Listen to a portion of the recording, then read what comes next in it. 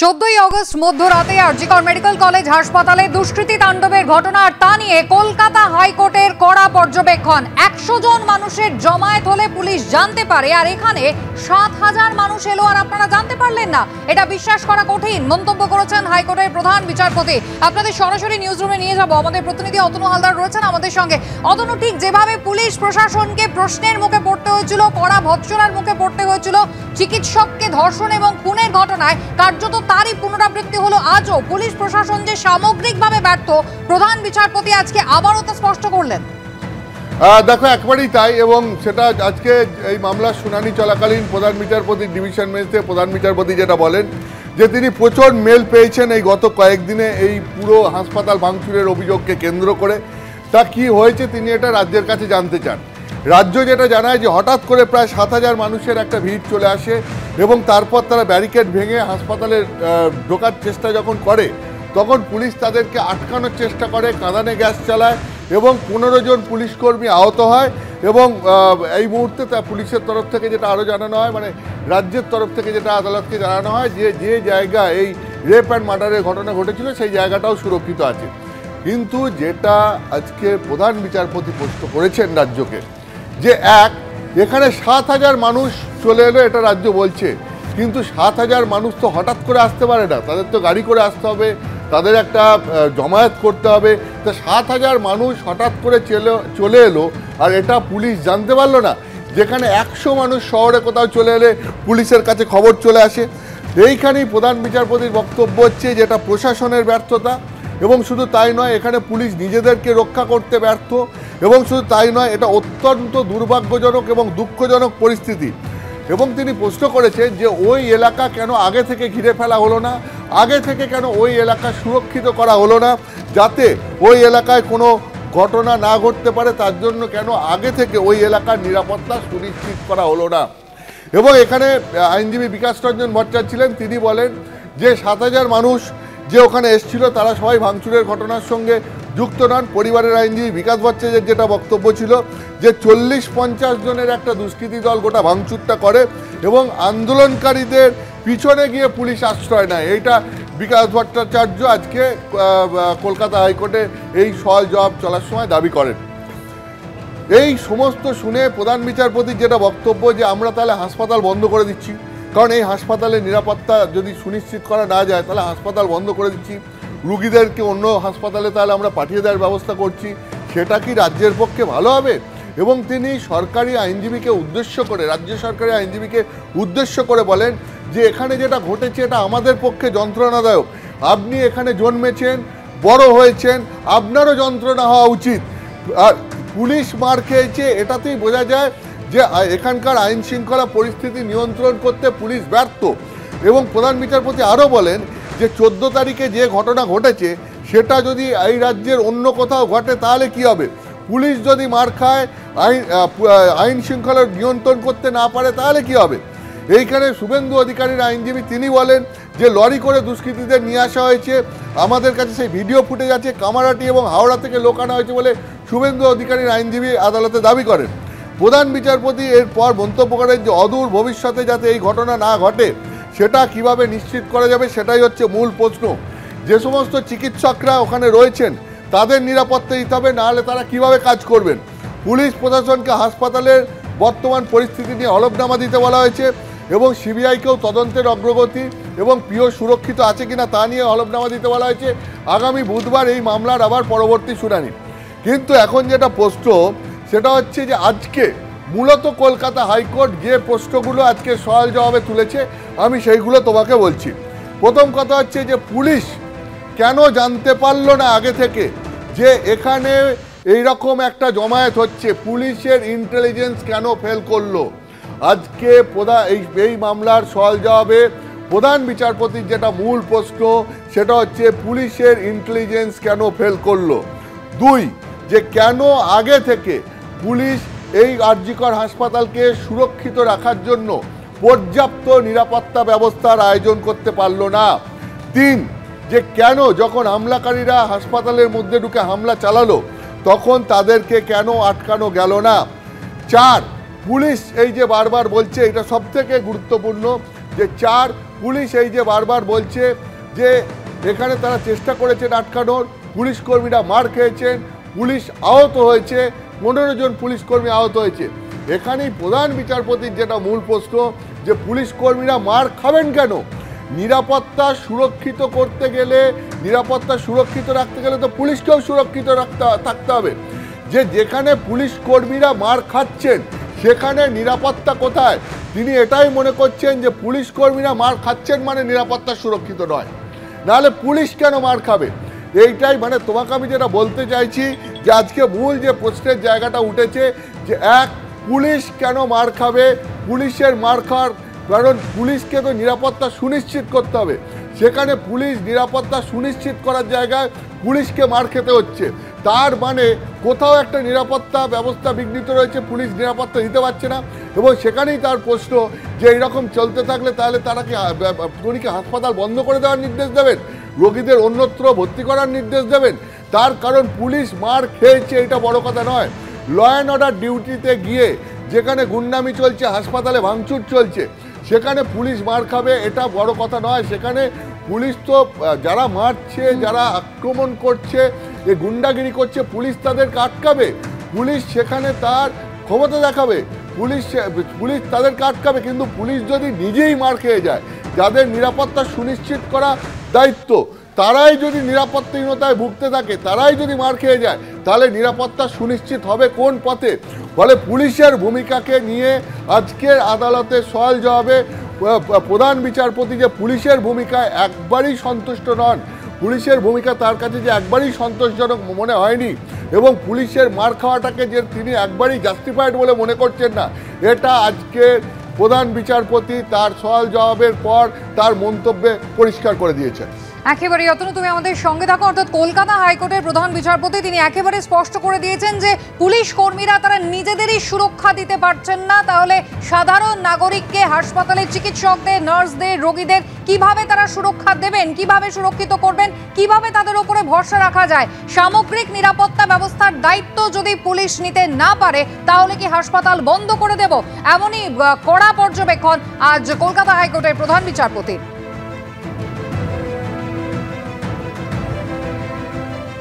আদালত নির্দেশ দিয়েছে সিবিআইকেও যে আপনাদেরকে এখন এন্ট্রাস্ট করা হয়েছে বাই কোর্টস ডিরেকশন, সুতরাং আপনারা গিয়ে দেখুন যে কী অবস্থায় আছে এভিডেন্স এবং কোথায় কোথায় ডিস্ট্রাকশন আদৌ হয়েছে কিনা, যে অভিযোগ আসছে কিনা তারা রিপোর্ট ফাইল করবে। স্টেটকেও ডিরেকশন দিয়েছে, যিনি কনসার্ন অথরিটি আছেন হসপিটালে তাকেও ডিরেকশন দিয়েছেন যে হলফনামা ফাইল করে বলবেন যে এখন হসপিটালে কী অবস্থা, কারণ হসপিটাল হচ্ছে সেই জায়গাটি যেখানে এই ক্রাইমটা ঘটেছে। যে যেখানে পুলিশ মোতায়েন করা আছে তাকে ভেদ করে গোটা কতক লোক ঢুকছে, হসপিটালের মধ্যে ভ্যান্ডালিজম করছে, এবং আমরা যখন বারে বারে অভিযোগ করছি যে এভিডেন্স ডিস্ট্রয় করা হচ্ছে, তখন এই ঘটনা ঘটছে। তখন পুলিশ যখন ফেল করছে এই ধরনের হুলিগানিজম প্রিভেন্ট করতে, তখন খুব স্বাভাবিকভাবে সে প্রশ্ন উঠে আসে যে স্টেট মেশিনারি ফেল করছে ল অ্যান্ড অর্ডার মেনটেন করতে। কলকাতা হাইকোর্টের প্রধান বিচারপতি আজকে কড়া ভাষায় ভৎসনা করলেন কলকাতা পুলিশকে। 100 জন মানুষের জমায়েত হলে যেখানে পুলিশ জানতে পারে সেখানে 7000 মানুষ এলো আর পুলিশ জানতে পারলো না। আগাম খবর কেন তাদের কাছে ছিল না? মানুষজনের যে জমায়েত হচ্ছে আগে থেকে পুলিশ কেন জানতে পারলো না? প্লেস অফ অকারেন্সে কেন তারা যথেষ্ট পরিমাণে কর্ডন অফ করার বন্দোবস্ত করেননি? জায়গাটাকে যখন তদন্তের কাজে ব্যবহার করা হচ্ছে সেখানে কেন সুরক্ষা দেওয়া যাবে না? পুলিশ যদি নিজেই সুরক্ষিত না থাকে তাহলে তারা অন্য নাগরিককে কিভাবে সুরক্ষা দেবেন, এই প্রশ্ন আজকে করেছেন মাননীয় প্রধান বিচারপতি। সিপিএম সাংসদ এবং আইনজীবী বিকাশ রঞ্জন ভট্টাচার্য রয়েছেন টেলিফোন লাইনে। বিকাশবাবু, আপনিও আজকে ছিলেন এবং যে সওয়াল জবাব হয়েছে আজকে, যেখানে কলকাতা হাইকোর্টের মাননীয় প্রধান বিচারপতি তিনি কার্যত অসন্তোষ প্রকাশ করছেন, কলকাতা পুলিশ যে ভূমিকা পালন করেছে 14 তারিখ রাতে তাতে অনাস্থা প্রকাশ করেছেন। দেখুন, মাননীয় প্রধান বিচারপতি যে মন্তব্য করেছেন সেই মন্তব্যটা যে কোনো সাধারণ বোধবুদ্ধি সম্পন্ন মানুষই করবেন। আর জিকরকে কেন্দ্র করে যা ঘটেছে এবং সেই ঘটনার পারস্পরিক যদি আমরা বিশ্লেষণ করি পরম্পরা অনুযায়ী বা পর্যায়ক্রম অনুযায়ী, তাহলে দেখবেন এটা একটা পরিকল্পিত হাঙ্গামা করা হয়েছে। হাঙ্গামাটা করেছে শাসক দলের পক্ষ থেকে, নিয়ে কোনো বিতর্কের অবকাশ নেই। তাদের উদ্দেশ্য ছিল দুটো, একটা হচ্ছে হামলা করে সাক্ষ্য লোপাট করা, কেন ঘটনা যেখানে ঘটেছে ক্রিমিনাল মামলায় বেঞ্চ অফ অকারেন্সটা একটা খুব ইম্পর্টেন্ট গুরুত্বপূর্ণ ব্যাপার। এসব তো প্রথম থেকেই নষ্ট করার চেষ্টা হচ্ছিল। সৌভাগ্যক্রমে এই গুন্ডারা মাতালরা তারা 3 তলার উপরে আর উঠতে পারেনি, 4 তলায়। হয়তো যেই জায়গাটা মেয়েটা শুয়েছিলেন, যাকে ধর্ষণ করা হয়েছে, সেই জায়গাটা সুরক্ষিত আছে, এর বাইরে কিছু না। কিন্তু সাধারণভাবে তো সকলের প্রশ্ন আসবে, যেখানে বিক্ষোভ হচ্ছে, পুলিশ কমিশনার নিজে বলছেন আমাদের কাছে আগে থেকে রিপোর্ট ছিল, কেন থাকবে না, কিন্তু আমরা কি করব, আমাদের লোক লস্কর নেই, 50 জায়গায় বিক্ষোভ হচ্ছে। এই যদি কলকাতা শহরের পুলিশ কমিশনারের বক্তব্য হয়, তার থেকে তো নির্লজ্জ কিছু হতে পারে না। সেই জন্য এই সমস্ত কথা শোনার পর বিচারপতি যা মন্তব্য করেছেন খুব স্বাভাবিক। আপনি যে কোনো সাধারণ মানুষকে জিজ্ঞাসা করে এই কথাই বলবেন, রাজ্য সরকারের নির্দিষ্ট অফিসাররা ছাড়া বা তাদের অনুগামী ছাড়া। এবং সেই জন্যই চিফ জাস্টিস দায়িত্ব দিয়েছেন যে বলো তোমাদের কথা অ্যাফিডেভিট করে, এবং সিবিআইকেও বলেছেন তুমি তোমার তদন্তের কাজ চালাও দ্রুত, এবং তদন্তের কাজ চালাতে গেলে যদি ওই ঘটনা মাঝখানে এসে পড়ে তবে সে ব্যাপারেও তারা তদন্ত করবে। বিকাশবাবু ধন্যবাদ কথা বলার জন্য। অতনু হালদারের কাছে আবারও চলে যাবো নিউজ রুমে সরাসরি। অতনু, একটা জিনিস খুব স্পষ্ট হয়ে গিয়েছে, 14 তারিখ রাতের পরও আমরা দেখেছি যে নার্সিং স্টাফ যারা রয়েছেন, নার্সরা, তারা কিন্তু এখনও নিজেদের দাবিতে অনড় রয়েছেন। সুরক্ষা নিশ্চিত যতক্ষণ পর্যন্ত না হবে লিখিত আশ্বাস পাওয়া যাবে, কাজে যোগ তারা দেবেন না। অর্থাৎ এই মুহূর্তেও আরজিকর মেডিকেল কলেজ চত্বর গোটাটাই নিরাপত্তার বাইরে রয়েছে, পুলিশের ওপরে আস্থা নেই, তারা সকলেই এমনটা বলছেন। এবং আজকে মাননীয় প্রধান বিচারপতি সেই একই কথা বলছেন, যে পুলিশ নিজেকে সুরক্ষা দিতে পারে না তারা অন্যদের কিভাবে সুরক্ষা দেবে, তাহলে ভবিষ্যৎ কোথায়? দেখো একবারই, কারণ আজকে প্রধান বিচারপতি তার প্রশ্নে যেগুলো তুলেছেন, যে এই প্রশ্নে তার প্রশ্নে এটাও ছিল যে রাজ্যের অন্যত্র অন্য কোথাও যদি এই ধরনের ঘটনা ঘটে তাহলে কি ঘটবে, তাহলে পরে পুলিশ কি ব্যবস্থা নেবে। এক হচ্ছে এই হাসপাতালে যদি স্বাস্থ্যকর্মীরা সুরক্ষিত না বোধ করেন তাহলে তারা কাজ করবেন কিভাবে। ফলে এখানে 7,000 লোক ঘটনা ঘটিয়েছে না 100 লোক ঘটিয়েছে না 50 জন লোক ঘটিয়েছে, কারা ঘটিয়েছে কারা, এইটা সব থেকে বড় কথা নয়। বড় কথা হচ্ছে যে একটা পরিকল্পিতভাবে একটা ঘটনা ঘটলো, এবং যে জায়গাটাকে কেন্দ্র করে, সেখানকার ঘটনাকে কেন্দ্র করে সারা দেশ উত্তাল হয়ে গেছে। এবং এই যে আন্দোলন হবে, আন্দোলন চলছে, এই সমস্ত কিছু আরজিকর হাসপাতালকে ঘিরে যা যা চলছে সমস্ত কিছু পুলিশের কাছে খবর নেই তা নয়। সেখান থেকেই প্রধান বিচারপতির আজকে প্রশ্ন যে যেখানে যে 100 লোক যদি শহরে কোথাও জমায়েত হয় সেটা পুলিশের কাছে খবর থাকে, এখানে 7,000 মানুষ জমায়েত হলো, পুলিশের কাছে খবর রইল না। 1, 2 হচ্ছে কেন আরজিকর হাসপাতালকে আগে থেকে সুরক্ষিত করা হলো না, কেন আরজিকর হাসপাতালে আগে থেকে সুরক্ষা ব্যবস্থা দেওয়া হলো না, কেন এই মব ভায়োলেন্সকে আটকানো গেল না। এবং এখানে পুলিশ বলছে পুলিশ চেষ্টা করেছে, পুলিশ আহত হয়েছে, 15 জন পুলিশ কর্মী আহত হয়েছেন। কিন্তু প্রধান বিচারপতির প্রশ্ন যে এখানে যদি পুলিশ নিজেই সুরক্ষিত না হয়, পুলিশ যদি নিজেই আক্রান্ত হয়, তাহলে তারা নিরাপত্তা দেবেন কি করে। আইন শৃঙ্খলা পরিস্থিতির অবনতি হয়েছে, তো এইখান থেকেই বোঝা যাচ্ছে যে পুলিশ নিজে আক্রান্ত। এটা তো এখানে যদি হাসপাতালের মধ্যে ঢুকে দুষ্কৃতীরা যেভাবে ভাঙচুর চালিয়েছে, তাতে পুলিশের তো কঠোর ভূমিকা নেওয়া উচিত ছিল। এবং হাসপাতালের মধ্যে সেখানে দুষ্কৃতীরা যদি পুলিশকে ওভার পাওয়ার করে যায়, তাহলে আইন শৃঙ্খলা রক্ষা করবেটাকে। আজকে মূলত এই প্রশ্নটাই কলকাতা হাইকোর্টের সওয়াল জবাবে উঠে এসছে যে পুলিশকে তো সুরক্ষা দিতে হবে, পুলিশকে তো নিরাপদ থাকতে হবে এবং মানুষকে নিরাপদ রাখতে হবে। সেখানে পুলিশ আক্রান্ত হয়ে যাচ্ছে, পুলিশ আহত হচ্ছে, এটা এই বিষয়টা মোটেও গর্বের কোনো বিষয় নয়, এটা দুর্বলতার বিষয়। এটা হচ্ছে আইন শৃঙ্খলার যে অবনতি হয়েছে, পুলিশ যে আইন শৃঙ্খলা রক্ষা করতে ব্যর্থ হচ্ছে, এইটা তার পরিচয় যে পুলিশ নিজে আক্রান্ত হয়ে যাচ্ছে। পুলিশের নিজের আক্রান্ত হওয়ার কথা নয় ল অ্যান্ড অর্ডার ডিউটিতে গিয়ে। পুলিশের যেটা ল অ্যান্ড অর্ডার এই ধরনের যেখানে গুন্ডামি চলছে, সেখানে গিয়ে পুলিশের কাজ হচ্ছে গুন্ডামিকে আটকানো, সেখানে গিয়ে পুলিশের কাজ হচ্ছে গুন্ডাদেরকে প্রতিরোধ করা, নিজেদেরকে সুরক্ষিত রাখা। এবং পুলিশের ওপর ভরসায় যে সমস্ত স্বাস্থ্যকর্মীরা হাসপাতালে রয়েছেন, রুগীর আত্মীয় পরিজনরা রয়েছেন, বা যে সমস্ত সাধারণ মানুষরা রয়েছেন, তাদের প্রত্যেককে সুরক্ষিত রাখা এটা পুলিশের দায়িত্বের মধ্যে পড়ে। ফলে পুলিশের মার খাওয়াটা এবং পুলিশের অন্যদেরকে সুরক্ষিত না রাখাটা এবং পুলিশের উপস্থিতিতে গুন্ডামি চালিয়ে বেরিয়ে যাওয়াটা, এই সব কটা পুলিশের পক্ষে এইটা ইনকম্পিটেন্সের লক্ষণ, এটা পুলিশের দুর্বলতার লক্ষণ, এটা পুলিশের ব্যর্থতার লক্ষণ। পুলিশ মারকে হাসপাতালে ভর্তি হয়েছে, এ গুন্ডামি আটকাতে গিয়ে এটা কখনো গর্বের বিষয় হতে পারে না। গর্বের বিষয় সেটাই হতে পারে যেখানে পুলিশের ওপর মানুষ ভরসা করে। যে সমস্ত মানুষ ভরসা করবেন, যে সমস্ত স্বাস্থ্যকর্মীরা ভরসা করবেন, সেই সমস্ত মানুষকে স্বাস্থ্যকর্মীদের নিরাপত্তা দিতে হবে, এটাই মানুষ পুলিশের কাছ থেকে এক্সপেক্ট করে। এবং পুলিশ কর্মীরাও এইটা চান যে এই ধরনের গুন্ডামিরা, এই ধরনের গুন্ডামি রুখে নিজেদেরকে সুরক্ষিত রেখে মানুষকে সুরক্ষা দেওয়া। কিন্তু এখানে সেটা কেন সম্ভব হচ্ছে না? কেন পুলিশ কর্মীরা সেটা পেরে উঠছেন না? এটাতে পুলিশ কর্মীদের কি ভূমিকা, তাদের ঊর্ধ্বতন অফিসারদের কি ভূমিকা, রাজ্য সরকারের কি ভূমিকা, প্রশাসনের কি ভূমিকা, এগুলো সমস্ত কিছু খতিয়ে দেখা উচিত বলেই অনেকে মনে করছেন।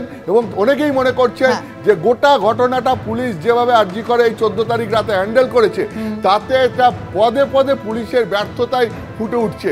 ফলে আমাদেরকে এখন অপেক্ষা করতে হবে যেই মামলার সহজ জবে বিভিন্ন প্রশ্ন উঠে আসছে। আগামী বুধবার এই মামলার ফের শুনানি রয়েছে, সেই দিনকে কলকাতা হাইকোর্টের প্রধান বিচারপতি ডিভিশন বেঞ্চ কি বলেন, কি মন্তব্য করেন, কোনো রায় দেন কিনা, তার জন্য এখন আমাদের অপেক্ষা করতে হবে যে এই ঘটনায় আদালত কোনো কঠোর পদক্ষেপ নিতে চলেছে কিনা। একেবারে অতনু, ধন্যবাদ আমাদের সঙ্গে কথা বলার জন্য। শঙ্কর ঘোষ বিজেপি বিধায়ক রয়েছেন আমাদের সঙ্গে টেলিফোন লাইনে। শঙ্করবাবু, আপনি শুনলেন যে একেবারে প্রশাসনিক ব্যর্থতার কথা কিন্তু ফের একবার কঠোর সমালোচনা করে বললেন মাননীয় প্রধান বিচারপতি। তিনি স্পষ্টই বলছেন পুলিশ যে প্রতিহত করতে পারেনি, পুলিশ যে নিজে আহত হয়েছেন, এটাই গর্বের কোনো কারণ নেই, বরং এটা অত্যন্ত দুঃখজনক, অত্যন্ত হতাশাজনক। নিরাপত্তা দিতে ব্যর্থ হচ্ছে পুলিশ। আগাম খবর কেন ছিল না, কেন জায়গাটা সুনিশ্চিত করা হয়নি নিরাপত্তা, এই সমস্ত প্রশ্ন তিনি করেছেন। দেখুন, প্রথমত আরজি করের এই পুরো যে ঘটনা, ভাঙচুরের ঘটনা, এর মোটিভ কি, এটাকে যদি আমাদের বুঝতে হয় তাহলে আমাদের পুলিশের শীর্ষকর্তা এবং তৃণমূল কংগ্রেস তার যৌথ পরিকল্পনায় এই ঘটনাটাকে ঘটানো হয়েছে। রাজ্যে অসংখ্য নারী, লাখো লাখো নারী যখন রাস্তায় নেমেছে, সেই সময় পরিকল্পিতভাবে এই ঘটনাটা ঘটানো হয়েছে। এর আরেকটা দিক হচ্ছে যে প্রমাণ লোপাট ইত্যাদি বিষয়গুলো এসছে, তার সাথে আরজি করের অভ্যন্তরে এমন ভয়ের বাতাবরণ তৈরি করো যে আরজি করের অতীত ইতিহাস খুঁড়ে যে সংবাদগুলো সামনে আসছে সেগুলোকে বন্ধ করা যায়। দয়া করে আমি শুধু এইটুকু চাইবো হাইকোর্ট বা বিচারালয়ের কাছ থেকে, শুধু অবজারভেশনে সীমাবদ্ধ রাখলে হবে না। এই ঘটনাটা তৃণমূল কংগ্রেস এবং প্রশাসনের যৌথভাবে ঘটিয়েছে। প্রশাসন যারা করেছে তাদের বিরুদ্ধে অবিলম্বে কঠোর ব্যবস্থা না দিলে এই ধরনের ঘটনা ঘটতেই থাকবে। বিগত দিনেও ঘটেছে, ভবিষ্যতেও ঘটবে। অবজারভেশনে শেষ হয়ে যায় না। চাই দোষী শীর্ষ পুলিশ কর্তাদের শাস্তি। ধন্যবাদ। আরজি কর মেডিকেল কলেজে তাণ্ডবের ঘটনায় গ্রেফতার করা হয়েছে আরো 5 জনকে। হাসপাতাল ভাঙচুর এবং পুলিশকে মারধরের অভিযোগে ধৃতের সংখ্যা বেড়ে দাঁড়ালো 24। তাণ্ডবে অভিযুক্তদের ছবি দিয়ে আগেই সোশ্যাল মিডিয়ায় পোস্ট করে পুলিশ। ছবি দেখে অভিযুক্তদের চিহ্নিত করে গ্রেফতার করা হয়েছে। সরকারি সম্পত্তি নষ্ট, সরকারি কর্মীদের মারধর সহ একাধিক জামিন অযোগ্য ধারায় মামলা রুজু হয়েছে। অস্ত্র আইনেও মামলা রুজু করেছে পুলিশ।